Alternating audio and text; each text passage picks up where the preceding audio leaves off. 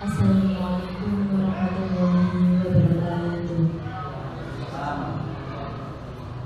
Yang terhormat Bapak Arif Budi Santoso dan Bapak Bayu Prisna Setia selaku pengajar praktik. Yang terhormat Ibu Indayati SPD SD MPD selaku Kepala UPT Satuan Pendidikan SDN 1 Tanjung Sari. Yang kami hormati Bapak Ibu Guru beserta staf karyawan UPT Satuan Pendidikan SDN 1 Tanjung Sari. Mentari terbit belumlah tinggi. Cakep, ngoten nggih? Ulangi. Ben boten tegang, Pak. Mentari terbit belumlah tinggi. Tinggi menjulang ada burung camar. Assalamualaikum, selamat pagi. Semoga acara hari ini berjalan dengan lancar. Pada kesempatan yang berbahagia ini, izinkan kami untuk mengajak Bapak Ibu untuk senantiasa bersyukur kehadirat Tuhan Yang Maha Esa, karena berkat karunia-Nya semata kita bisa hadir pada pagi hari ini di aula UPT Satuan Pendidikan SDN 1 Tanjung Sari untuk mengikuti eksaminasi implementasi budaya positif calon guru penggerak angkatan 9 Kota Blitar. Hadirin yang berbahagia, susunan acara yang akan kita laksanakan adalah sebagai berikut. Yang pertama pembukaan, yang kedua sambutan, yang ketiga doa, dan yang keempat penutup. Mengawali rangkaian acara pada pagi hari ini, marilah kita buka dengan umur kita, agar apa yang kita peroleh dalam kegiatan hari ini bermanfaat bagi kita semua. Al-Fatihah.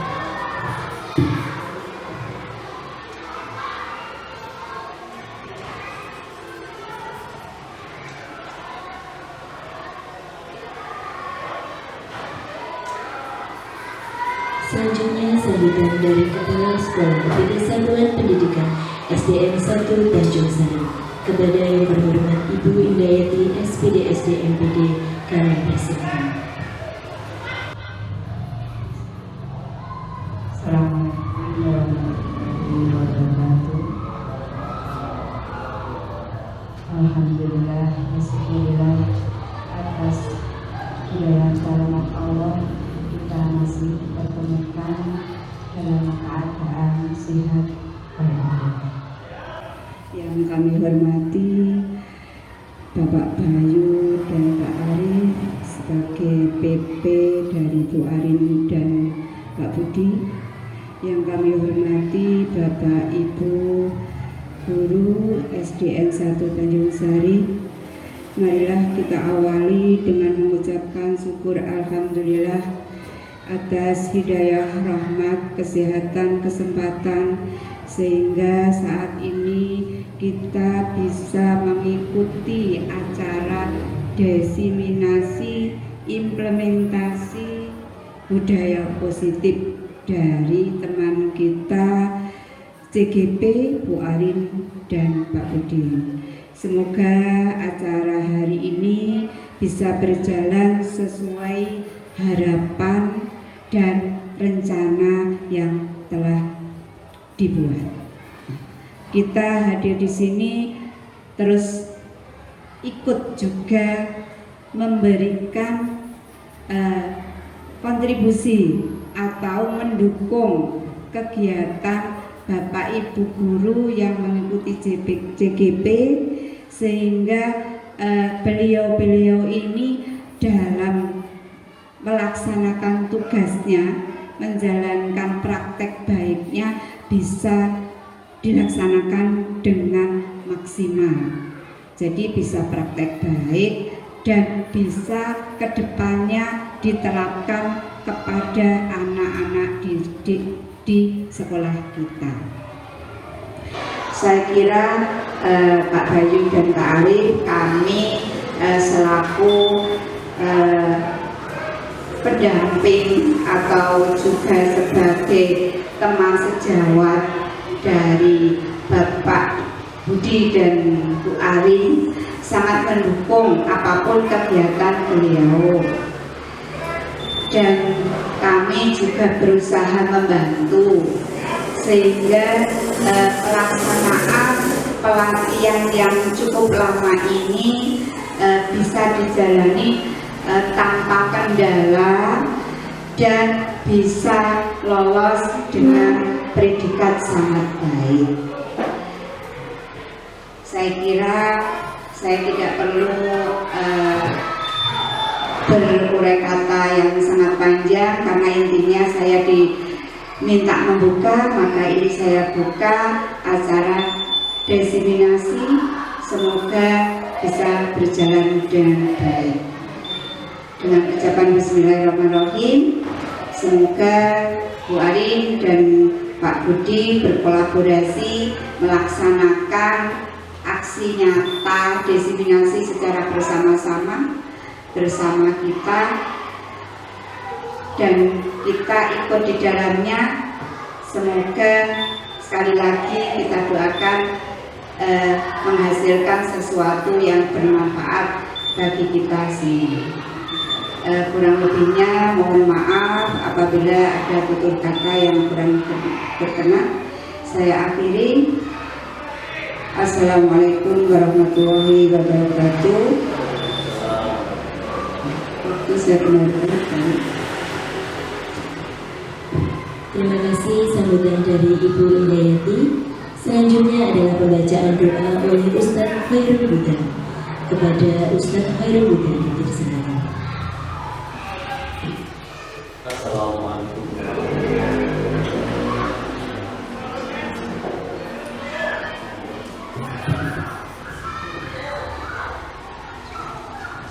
Lillahi ilhamul syafa'an Rasulullah Allahu Ta'ala Aswalihah wa kulliyatin syarihatin wa amanna wa asyarafu syarih syarihah Al-Fatihah.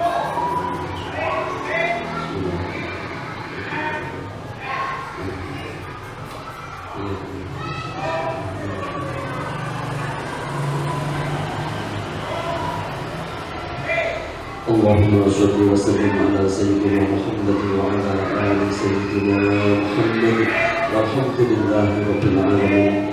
Allahumma ij'alna wa ahlana wa awlatana wa dhurriyyatana wa talamidana min ahli al-ilmi wa ahli al-khair, ahli al-ibadah wal istiqamah wa akhlaqil karimah, wa la taj'alna wa iyahum min ahli syarri wa ahli khair birahmatika ya arhamar rahimin.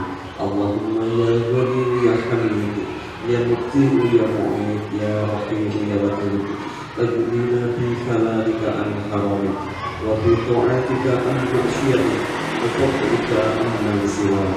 Rabbana atina fid dunya hasanah wa fil akhirati hasanah wa qina adzabannar. Alhamdulillahi rabbil alamin. Al-Fatihah.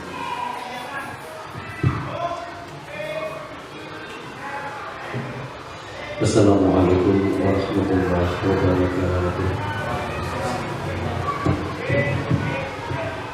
Terima kasih yang disampaikan kepada Bapak Ustadz Khairul Huda. Untuk selanjutnya saya ada satu paket pengantar. Siang hari makan kuaci, makannya dengan tertawa. Mari kita ikuti acara hari ini dengan semangat dan bahagia. Selanjutnya ini waktu akan sepenuhnya diserahkan kepada saya selaku pemateri pertama, dan nanti pemateri kedua oleh Bapak Budi Nurman. Saya tutup dulu, maksudnya ditutup pembukaannya tadi.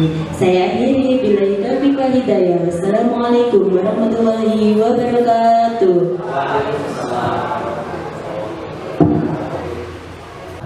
Berikutnya akan disampaikan oleh Bapak Budi. Monggo Pak Budi. Assalamualaikum warahmatullahi wabarakatuh. Selamat siang Bapak Ibu. Masih semangat ya? Ini saya agak banyak-banyak, sedikit tapi rodot banyak. Jadi materi yang akan saya sampaikan yaitu tentang kebutuhan dasar manusia dan dunia berkualitas. Lanjut Bu Arin. Nah, sebelum ke materi, coba tebak siapa nama siswa kita pada foto di samping. Itu sinten Bapak Ibu? Ini artisnya SDN 1 Tanjung Sari. Lanjut Barin. Nah, materi yang saya pelajari ini memang ternyata terjadi beneran Pak di sekolah saya. Itu. Hai Ozil. Ozil itu kalau nangis selalu Bumuji di depan kantor gulung-gulung. Nah, review kasus nyata pemantik materi di SDN 1 Tanjung Sari. Bumuji adalah guru wali kelas 2. Beliau sedang sedih dan bingung menghadapi salah satu siswa di kelasnya yang bernama Ozil. Menikah Bumuji betul-betul mengalami. Beberapa siswa kelas 2 telah mengadu kepada Bumuji mengenai perilaku Ozil yang sering mengganggu. Dan apabila ada masalah dengan temannya, selalu menangis sambil memanggil-manggil nama ayah dan ibunya. Bumuji begitu sedih dengan kondisi Ozil. Pembelajaran di kelas selalu terganggu jika Ozil rewel. Nah, coba Bapak Ibu jawab pertanyaan berikut. Menurut Anda, kira-kira apa alasan Ozil melakukan hal itu? Panjenengan tulis di post-it yang ada di bangku panjenengan. Ini ada banyak. Ini sedikit gambaran dan kita mengalami. Kebetulan karena Bumuji guru senior, ternyata apa yang dilakukan Bumuji ini sesuai dengan modul yang saya pelajari. Nanti kita buktikan ketepatan yang dilakukan Bumuji.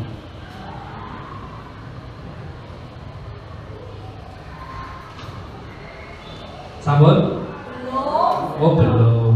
Oke. Sabar. Pak Arif, anu.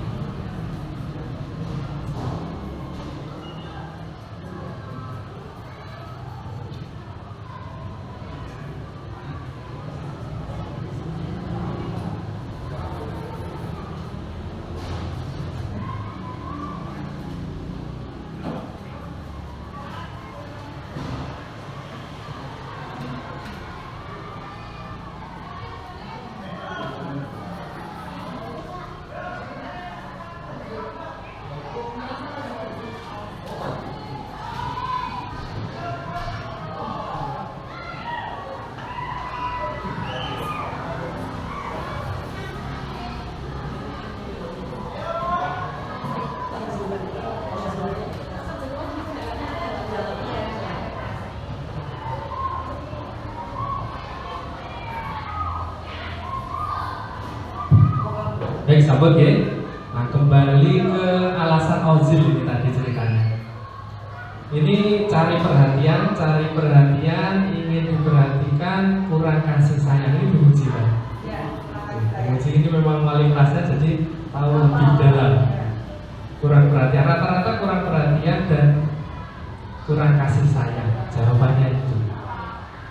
Karena Ozil ini dari kasus yang digali oleh Bumuji ini, Ozil keluarganya berpisah, ayah dan ibunya, seperti itu. Terus pertanyaan kedua, Bapak Ibu, jika Anda menghadapi situasi seperti Bumuji, apa yang akan Anda lakukan? Coba ditulis di post-it. Jika Anda ini seolah-olah menjadi Bumuji, wali kelasnya Ozil, apa yang akan Anda lakukan?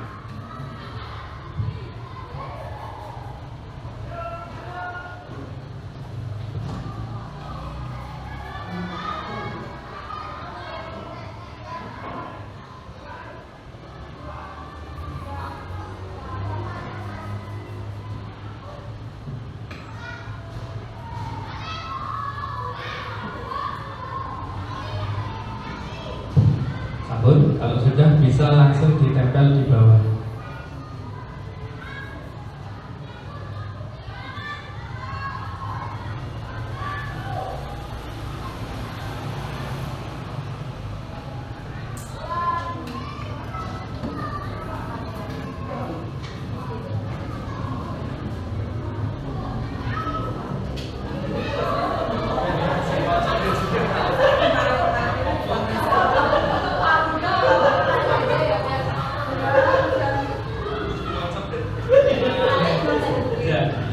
Di pertanyaan tadi, jika Anda menjadi buji, apa yang akan Anda lakukan?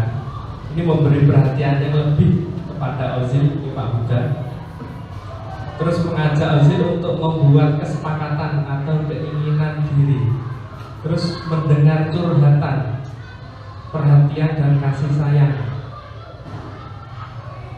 Memberi penguatan pada diri, melakukan pendekatan. Jadi rata-rata kesimpulannya adalah memberikan perhatian lebih pada Ozil. Nah, sekarang kita hubungkan dengan materi yang akan kita pelajari. Nah, ternyata apa yang dilakukan Ozil ini, dia itu memang sedang berusaha memenuhi 5 kebutuhan dasarnya. Kebutuhan yang paling menonjol dari kasus yang dialami Ozil adalah kasih sayang dan rasa diterima. Itu memang ada di dalam diri manusia. Jadi kebutuhan dasar manusia itu ada 5. Yang pertama adalah penguasaan, kasih sayang dan rasa diterima, kebebasan, kesenangan, dan untuk bertahan hidup. Nah, kasus yang dialami Ozil ini ternyata benar setelah saya hubungkan dengan materi, yaitu Ozil ini sedang berusaha memenuhi kasih sayang dan rasa diterima. Itu yang dialami Ozil. Nah, pelajaran yang dapat kita tarik dari kasus nyata pada Ozil ini, Ozil kali ini begini.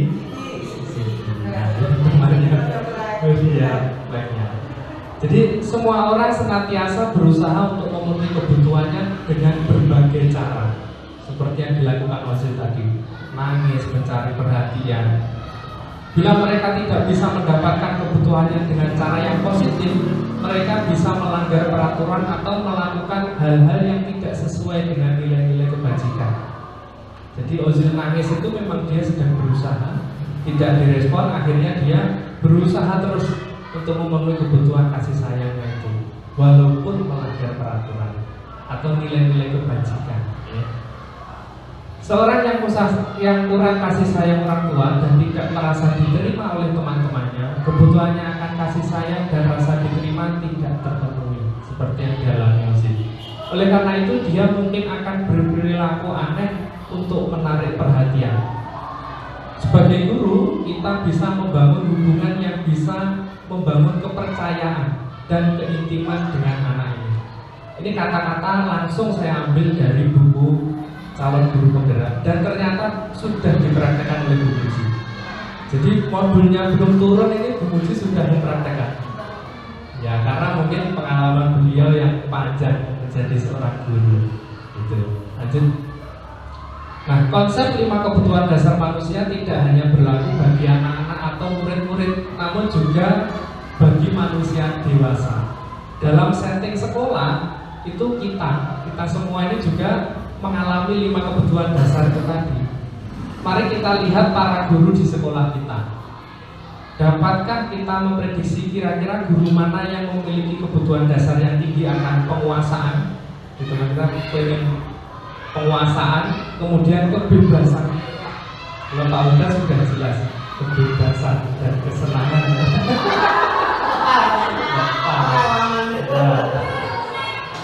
Atau kasih sayang dan rasa diterima. Kebutuhan dasar mana yang sedang berusaha dipenuhi oleh guru ketika mereka melakukan sebuah tindakan tertentu? Contohnya jenengan mengerjakan PNM. Tentunya itu kan ada motif di baliknya itu, gitu. Ya, 5 kebutuhan dasar tadi. Dan itu normal, Bapak Ibu. Normal. Justru tidak punya kebutuhan mungkin aneh. Aneh, gitu. Nah, jika kita dapat mengidentifikasi kebutuhan apa yang mendorong perilaku kita, maka perubahan perilaku positif dapat dimulai dengan mencari solusi untuk memenuhi kebutuhan tertentu dengan cara yang positif. Itu tadi. Seperti dalam diuji mendekati Ozil, akhirnya Ozil bisa melakukannya dengan cara yang positif. Dulu nangis belum di lapangan, setelah itu ada peningkatan. Wadul ke Buji, ke kantor. Nangisnya setelah ketemu Buji. Jadi dengan cara yang lebih positif. Gitu, lanjut balik. Kemudian materi tentang dunia berkualitas. Dunia berkualitas itu intinya tempat khusus dalam pikiran kita, tempat Anda menyimpan gambaran atau bayangan-bayangan, impian-impian yang isinya itu kebahagiaan dan semua kebutuhan Anda terpenuhi, seperti di surga istilahnya begitu, dalam pikiran kita. Nah, guru ini jika menghadirkan dunia berkualitas pada anak, maka ini dapat menjadikan motivasi bagi anak. Impian mereka itu apa? Jadi gali mimpi yang ada di pikiran mereka supaya mereka lebih termotivasi dalam belajar dan dengan cara-cara yang positif. Lanjut balik. Nah, sekarang kita lanjut ke restitusi 5 posisi kontrol. Lanjut balik. Restitusi itu sebuah cara menanamkan disiplin positif, bukan untuk menebus kesalahan. Jadi restitusi itu namun untuk belajar dari kesalahan dan memperbaikinya menjadi lebih baik. Nah, 5 posisi kontrol dalam penegakan disiplin itu ada 5. Yang pertama penghukum, yang kedua pembuat rasa bersalah, yang ketiga teman, keempat pemantau, dan yang kelima manajer. Lanjut balik. Nah, penghukum tuh seperti apa atau gambarannya? Monggo panjenengan simak cuplikan sinetron.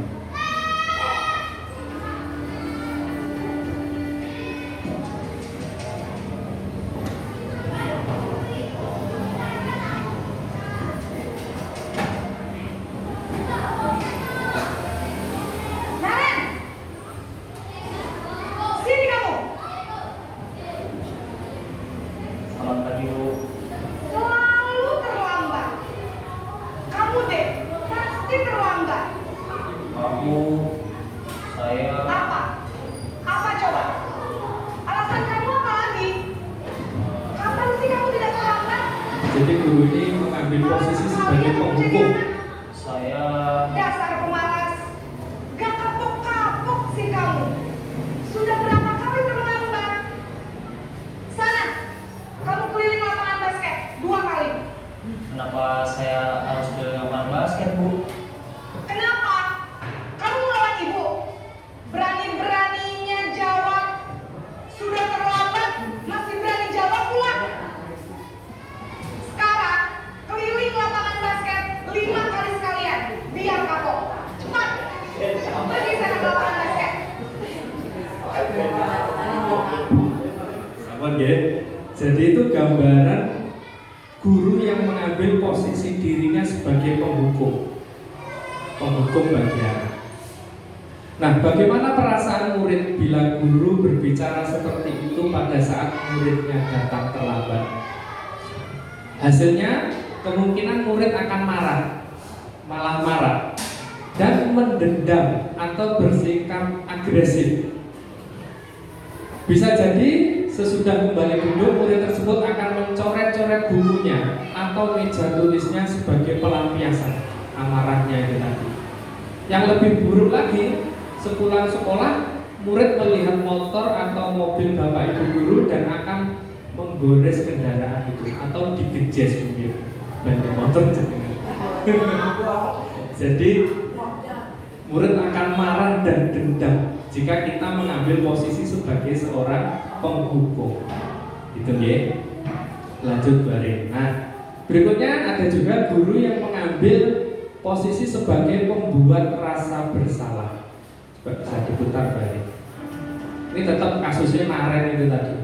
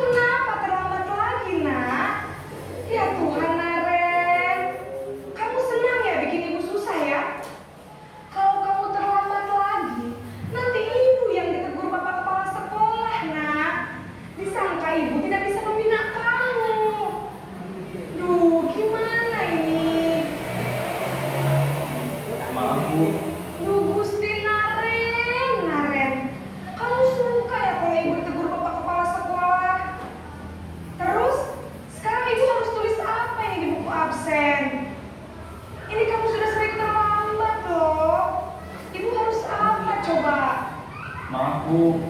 Maaf sekali. Ya sudah, lain kali jangan bikin ibu susah lagi ya nak ya. Ibu tidak akan kuat lagi kalau kamu begini terus. Bisa jantungan kalau ibu ditegur bapak kepala sekolah. Sekarang cepat kelas. Maaf ya Bu. Maaf.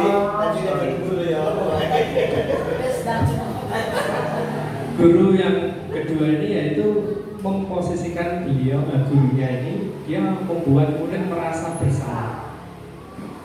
Jadi tidak memberi kesempatan kepada muridnya untuk mengungkapkan apa alasan dia terlambat. Langsung dicerca terus, sampai gurunya bilang kalau dia mau jantungan. Akhirnya muridnya merasa bersalah. Nah, hasilnya dari tindakan seperti itu, hasilnya murid akan merasa bersalah. Itu yang pertama. Bersalah telah mengecewakan ibu atau bapak gurunya. Murid akan merasa menjadi orang yang gagal dan tidak sanggup membahagiakan orang lain. Itu yang mereka alami. Kadang-kala sikap seperti ini lebih berbahaya dari sikap menghukum, karena emosi dan akan tertanam rapat di dalam. Dia tidak diberi kesempatan untuk mengekspresikan apa yang sedang dia alami. Murid menahan perasaan. Murid tertekan seperti inilah yang tiba-tiba bisa meletus amarahnya. Suatu saat dia menumpuk dan bisa meletus amarahnya dan bisa menyakiti diri sendiri atau orang lain. Menyakiti diri sendiri, kemarin Bu Arin sudah ikut diklat self harm. Self harm itu menyakiti diri sendiri. Kebetulan kemarin guru KS-nya Bu Arin. Itu bisa terjadi jika kita mengambil posisi sebagai guru yang membuat murid merasa bersalah. Lanjut Bu Arin. Posisi kontrol berikutnya adalah guru yang mengambil posisi teman. Jadi gurunya ini memposisikan dirinya sebagai teman muridnya.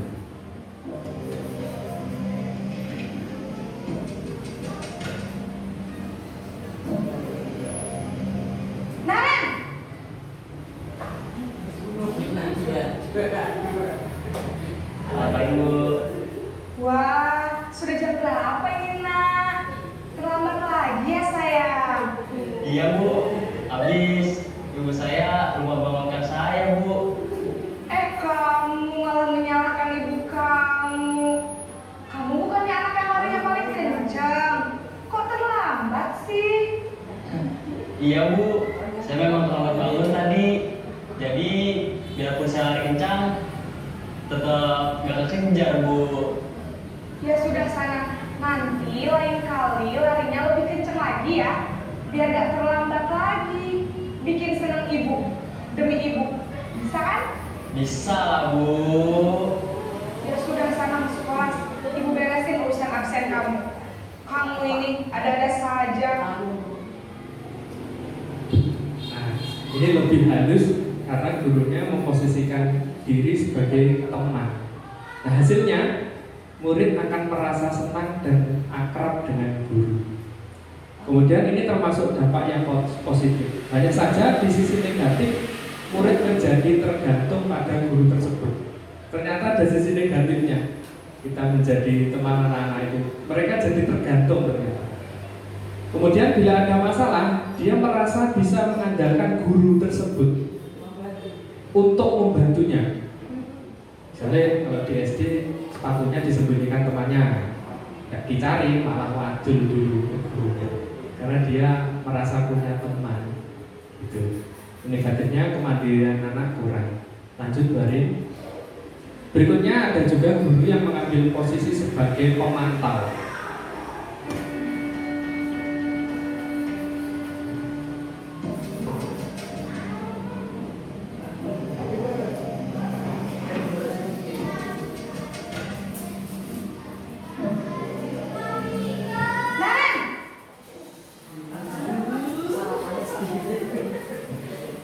Selamat pagi Bu.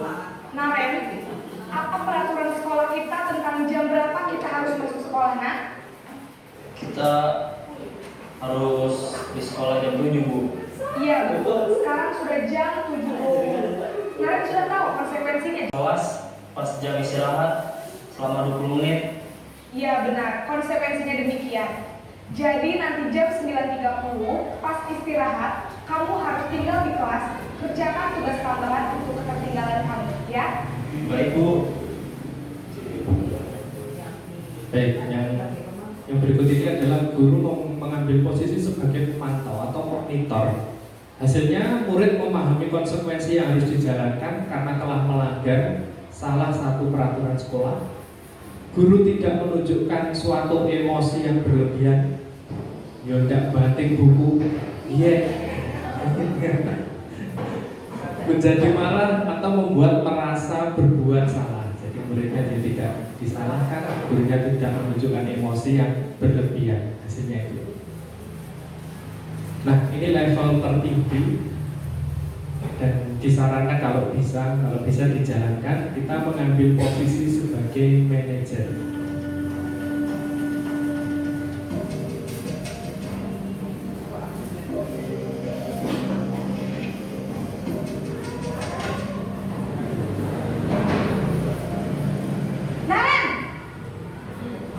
Gurunya mirip Bapak Lupi, gurunya. Selamat pagi Bu. Selamat pagi Naren. Maaf Bu, saya terlambat. Iya, sekolah masuknya jam 7, sekarang sudah jam 7.20. Jadi sekarang bagaimana ini Naren? Maaf Bu, saya lupa setel alarm saya semalam. Baiklah, menurut kamu, keyakinan sekolah yang mana yang perlu kamu tingkatkan? Menghargai diri sendiri dan orang lain mungkin ya Bu. Setuju. Jadi, apakah Naren meyakini prinsip saling menghormati tersebut? Iya Bu, saya meyakininya. Apakah Naren bersedia memperbaiki masalah keterlambatan ini? Bersedia Bu. Bagaimana kamu akan memperbaiki masalah keterlambatan ini? Saya akan coba untuk tidak lupa menyetel alarm saya Bu. Baik, kalau Naren lupa menyetel alarm di rumah, ada orang yang kira-kira bisa bantu mengingatkan tidak?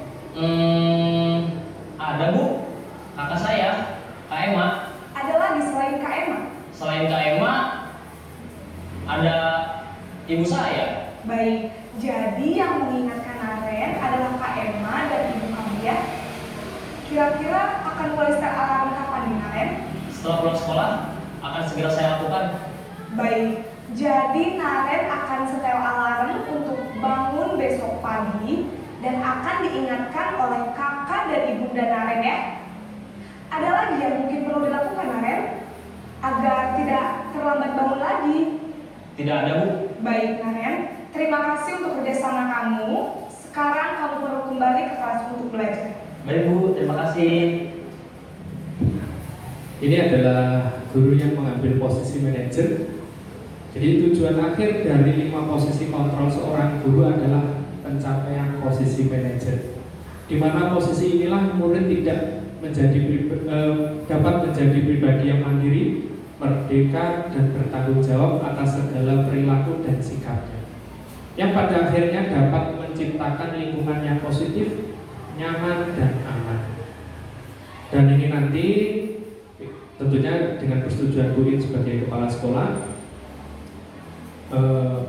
visi kami ke depan yaitu mengubah papan poin pelanggaran yang ada di sekolah kita.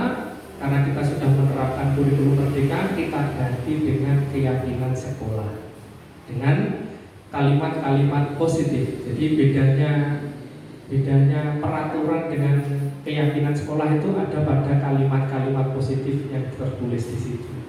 Sehingga kedepannya penerapan kurikulum merdeka di SDN 1 Tanjung Sari nanti akan lebih paripurna dan komplit sampai menjangkau pada keyakinan sekolah, dan juga tiap kelas nanti akan ada keyakinan kelas seperti itu. Nah, lanjut. Berikutnya, ini tips saja menurut saya. Ini adalah tips untuk menghadapi kasus-kasus yang kita hadapi. Kita dapat wadulan istilahnya itu. Jadi ada siswa yang bermasalah, bagaimana cara menghadapinya. Ini hanya tips karena tiap guru mungkin punya cara-cara tersendiri. Tips ini diberi nama segitiga restitusi. Segitiga segitiga restitusi ini ada 3 sisi pada segitiga. Sisi pertama itu menstabilkan identitas. Sisi kedua adalah validasi tindakan yang salah, dan yang ketiga menanyakan keyakinan. Nah, kalau di sekolah kita ini belum ada keyakinan sekolah, maka segitiga restitusi ini pengen kita praktekkan juga bingung. Keyakinan sekolah mana yang kamu langgar? Giliran anaknya tanya ke kita, keyakinan apa Pak? Nah, gitu. Nanti ke depan ini kita akan buat dan kita publikasikan dalam bukti karya di PMM. Nah, di PMM kita masukkan ke dalam bukti karya.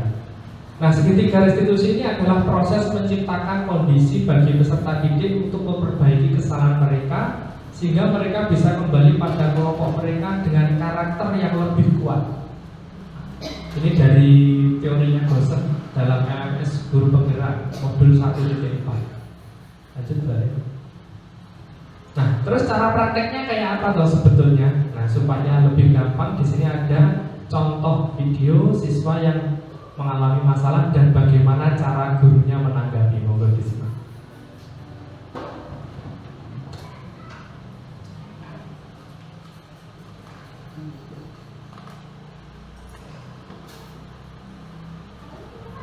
Siang Sarah. Siap, Pak. Sudah lama nggak ketemu Sarah? Kenapa hari ini ada di sini? Kesel, Pak. Kesel banget. Masa aku dikatain tukang fitnah, Pak? Ya aku marah lah. Aku balik katain mereka di depan kelas. Kesel banget. Oh begitu. Ya pasti kamu marah dan kesal. Bapak juga Ini proses menstabilkan identitas, jadi meredam emosi. Kemudian pada saat itu kamu mau melakukan apa? Ya saya langsung ngatain mereka lah, Pak. Dan Kesel ini banget. validasi Saya bukan tindakan. dia depan teman-teman lain. Oh begitu. Pasti kamu melakukan seperti itu karena suatu alasan tertentu kan? Iyalah, masa saya diam saja, Pak? Ya saya bela diri lah. Masa saya dituduh tukang fitnah? Ya wajar lah. Mempertahankan harga diri itu sesuatu yang penting buat kamu. Untung kamu tidak bertindak lebih gegabah lagi, hanya membentak-bentak. Iya, Pak. Untung saya masih bersabar dan hanya membentak saja. Sudah gemes padahal. Saya pasti bela diri lah. Ya pasti ya. Tapi kamu memilih untuk tetap bertahan dan bersabar. Kamu memilih untuk tidak berbuat lebih parah lagi kan? Iya. Nah, sekarang coba kita lihat lagi tindakan kamu yang bentak-bentak Eka di kelas. Tindakan kamu itu kira-kira sesuai dengan keyakinan kelas atau prinsip kamu tidak? Enggak lah, Pak. Capek, Pak, jadi pemarah. Jadi keyakinan atau prinsip mana yang perlu sesuai dengan keinginan kamu? Ya, saya sebenarnya sangat menghargai orang lain. Mungkin saat itu saya menjadi emosi. Jadi tidak menunjukkan sikap itu. Kamu meyakini tidak? Menghargai orang lain itu penting buat kamu. Yakinlah, Pak. Iya, setuju. Kita harus saling menghargai. Namun ada juga keyakinan yang kita sepakati yang perlu kita jalankan apabila kita sedang marah, bukan? Ya, saya bisa lebih proaktif, mulai dengan diri sendiri. Saya bisa jadi lebih bersabar, mengambil waktu jeda untuk berpikir mau apa selanjutnya. Kira-kira kamu bersedia memperbaiki masalah ini tidak? Bersedia, Pak. Kalau kamu memperbaiki masalah ini, kamu akan menjadi orang seperti apa? Saya akan menjadi orang yang bertanggung jawab kali ya, Pak. Dan senantiasa proaktif. Iya, menurut kamu bagaimana rasanya menjadi orang seperti itu?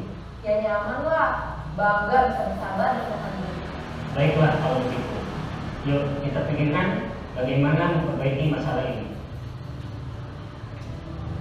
Nah, dari video ini kita bisa melihat bahwa Pak Guru ini tidak langsung menyalahkan muridnya, tapi dia malah menanyakan kenapa kok dia melakukan itu, dan malah seolah-olah apa ya, bombong ya istilah Jawanya, bombong tapi dalam hal yang positif. Kenapa kok marah? Kemudian menanyakan keyakinan, kira-kira kalau marah itu bagus atau tidak, dan seterusnya.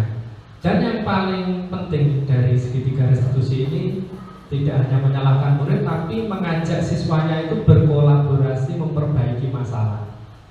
Jadi diajak bersama-sama untuk memperbaiki masalah.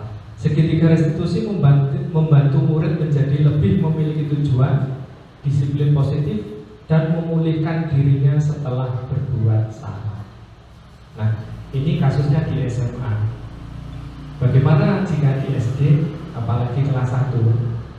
Keyakinan kelas mana yang kamu langgar? Muridnya ternyata belum bisa baca. Nah, itu memang kita butuh strategi khusus. Kalau SD ini memang lebih nyeni ya, jadi ngajarnya itu memang butuh keterampilan ekstra. Kalau ini sudah dialami di kelas saya sudah banyak karena sudah mulai beranjak remaja. Tapi untuk siswa yang di kelas 1, kelas 2 menanyakan keyakinan kelas mana yang kamu langgar? Nah, jadi mungkin ada strategi-strategi khusus untuk kelas bawah. Keyakinan kelasnya bisa dalam bentuk ucapan. Kalau memang belum bisa membaca, diucapkan sehingga anak paham. Mungkin itu sedikit tips dari materi segitiga restitusi. Lanjut balik. Nah, baik Bapak Ibu, itu tadi materi yang dapat kami sampaikan di poin 1, 2, 3 tadi. Yang Bu Arin sampaikan itu sifatnya adalah teori. Kalau saya 3, 4, 5 itu lebih 4, 5, 6 itu lebih ke prakteknya seperti apa. Jadi saya ulang kembali, yang saya sampaikan hari ini ada tentang segitiga restitusi untuk meredam emosi siswa dan mengajak siswa memperbaiki masalah. Kemudian sebelum segitiga restitusi tadi ada 5 posisi kontrol. Terus sebelumnya lagi ada kebutuhan dasar manusia, ada 5 tadi: bertahan hidup, kasih sayang, apa tadi? Penguasaan, kebebasan, kesenangan, ada 5 itu tadi. Dan setiap manusia mengalami itu dan itu adalah hal yang wajar. Mungkin ada tanggapan dari Bapak Ibu mengenai materi yang saya sampaikan. Bu Nini mungkin yang sudah menjadi guru penggerak, bagaimana rasanya sudah mempraktekkan segitiga restitusi? Pernah atau belum Bu Nini? Sudah.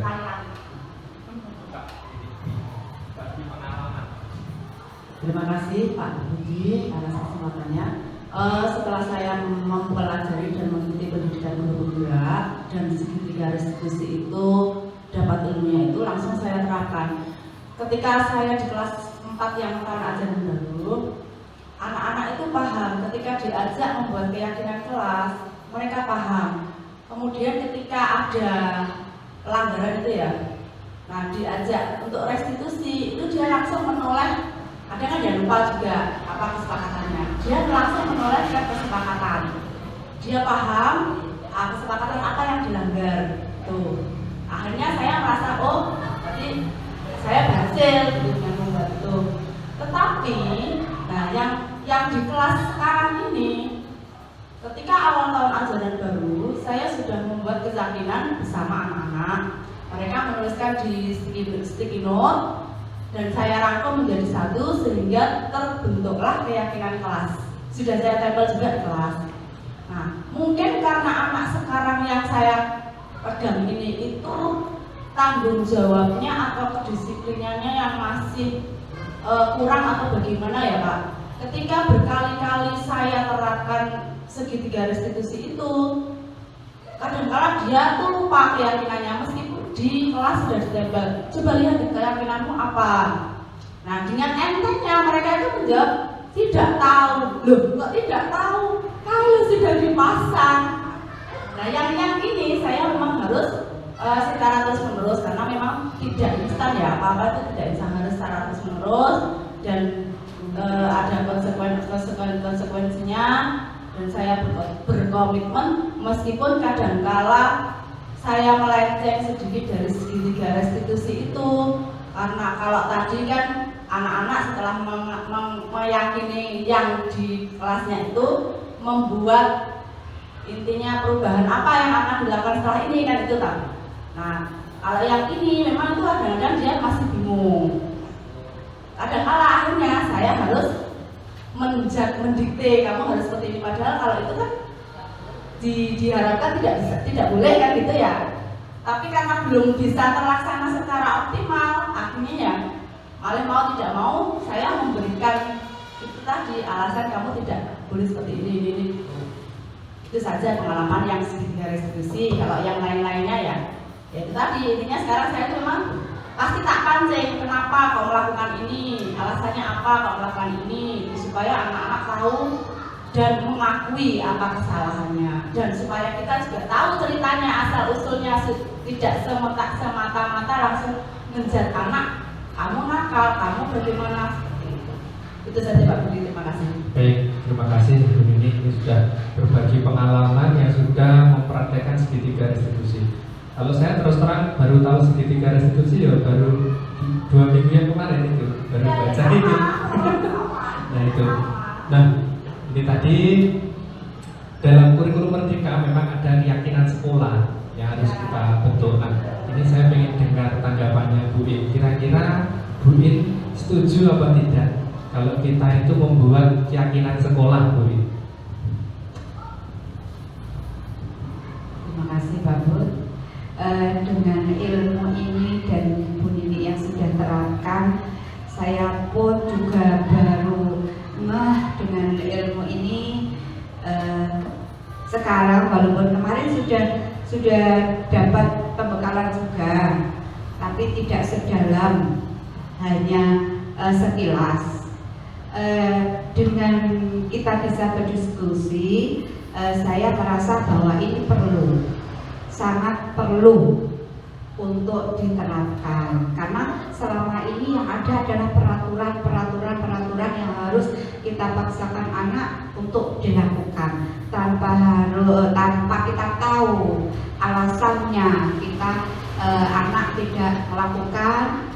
Nah, ini dengan adanya ini saya kira saya sangat setuju ke depan kita bisa membuat keyakinan kelas yang bisa, kalau kita berarti keyakinan sekolah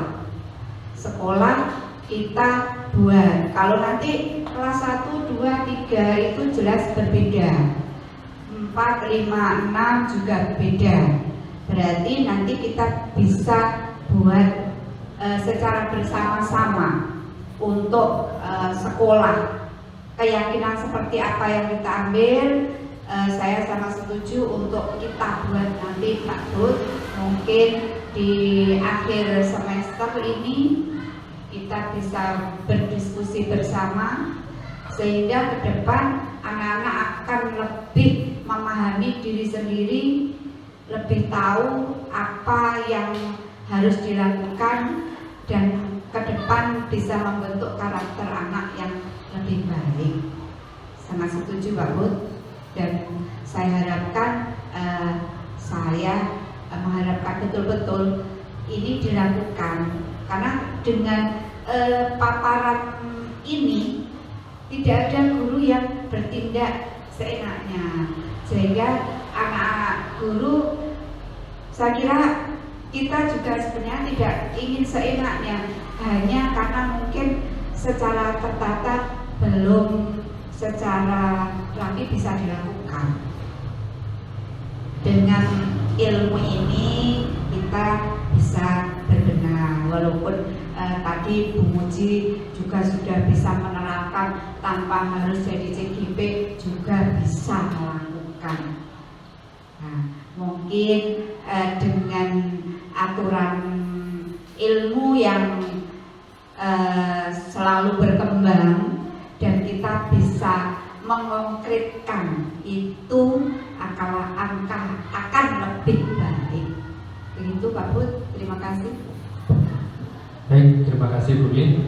Jadi hari ini sudah ada titik kesepakatan tindak lanjut, dan alhamdulillah Bu In juga mendukung penuh tentang teori baru ini. Nanti akan kita laksanakan di sekolah kita dan kita lihat hasilnya. Tentunya ini tidak bisa instan Bu In, jadi bertahap lama begitu.